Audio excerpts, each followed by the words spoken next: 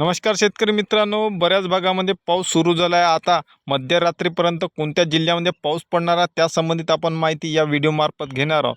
तत्पूर्वी शेतकरी मित्रांनो, चॅनलवर जर नवीन असाल तर शेतकरी पुत्रासाठी चॅनल सबस्क्राईब करा. इकडे बघितलं असता शेतकरी मित्रांनो, नागपूर चंद्रपूरकडे मध्यरात्रीपर्यंत पावसाचे वातावरण हे तयार होता. भाग बदलत हा पाऊस पडू शकतो. त्यानंतर मित्रांनो, इकडे नांदेड झालं, लातूर झालं, बिद्दार झालं, या भागामध्ये चांगला जोरदार असा पाऊस पडण्याचे संकेत दिसत आहे. त्यानंतर सोलापूरमध्ये जोरदार गारपिटीसह पावसाचे सदृश्य परिस्थितीही दिसत आहे. त्यानंतर सांगली, अडकूज, सातारा या भागात देखील पाऊस पडू शकतो. रत्नागिरी, पणजी, हंबली या भागात पावसाचे आगमन जोरदार होत आहे. त्यानंतर अहमदनगर या भागात देखील ढगाच्या गडगडासह विजांच्या कडकडासह चांगला जोरदार पाऊस पडू शकतो.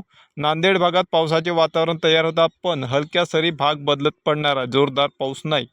वाशिममध्ये देखील ढगाळ वातावरण आहे, पण तिथं पावसाचा जोर अधिक दिसत नाही. पण छत्रपती संभाजीनगर, मालेगाव या भागात चांगला जोरदार असा पावसाच्या सरी पडू शकतो. तिथं जर जिल्हाने बघितलं, कन्नड, वैजापूर, श्रीरामपूर या भागात, मालेगाव, धुळे, पाचोरा, जळगाव, श्रीरामपूर या भागामध्ये जोरदार पाऊस पडण्याची शक्यता तिथं दिसत आहे. त्यानंतर इकडं जालनाकडे उघडीपाय, सैलू, माजलगाव, बीड, काजी, जामखेड, करमाळा, बार्शी, पेठ, तुळजापूर, लातूर, उदगीर झालं, अहमदपूर झालं, दिगूर झालं या भागामध्ये चांगल्याच पावसाच्या सरी बरसणार आहे. त्यानंतर उमरखेड, आदिलाबाद, पांढरकवडा, यवतमाळ, ताडोबा, चंद्रपूर, वर्धा ढगाळ वातावरण पावसाचा अंदाज दिसत आहे.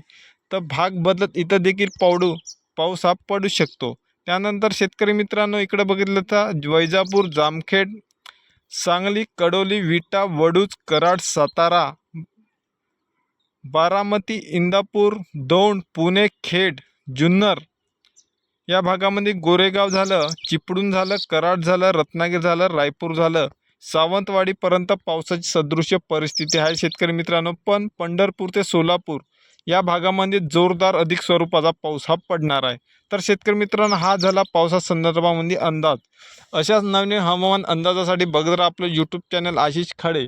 नवीन असाल तर लाईक करा, शेअर करा, सबस्क्राईब करायला विसरू नका. धन्यवाद.